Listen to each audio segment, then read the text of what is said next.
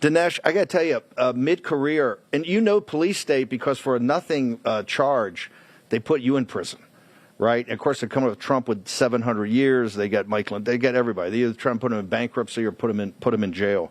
I think I've got a 4-month federal stint ahead of me if I don't win at the appeal in the Supreme Court for defying Congress. What inspired you to make this? Because this is very cinematic. This is not your typical documentary. What inspired you to do this?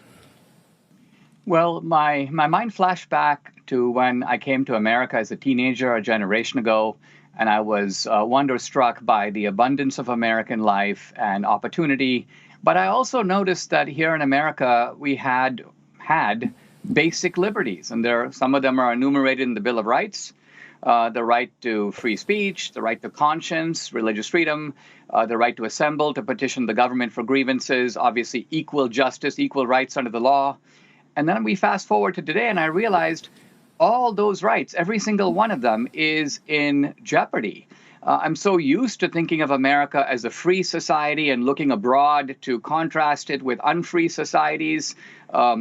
China, Iran, North Korea, the old Soviet Union. And it suddenly struck me that it's not clear to me we're a free society anymore. And so that's why this is the question at the center of this film. Are we on our way? Are we becoming a police state? How, in this film, or at the end, I mean, because I can tell you from the way it's cut, and the cinematic nature of it, it's going to be overwhelming.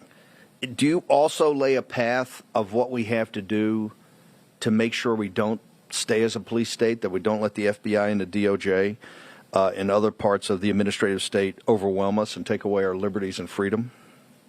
Yes, absolutely. You're a film guy, Steve, and that's basically my job in Act 3. But a lot of the film is devoted to exposing the police state, not just exposing the fact that it exists, but also how it works, how it started, how the kind of genealogy or story of the police state.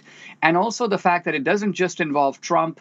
It doesn't just involve January 6th. It involves a lot of ordinary Americans who are just going about their normal lives, and they come face to face with what Orwell calls the boot stamping on the human face. I wanted to bring that home to people, and, film is a unique medium to be able to do that.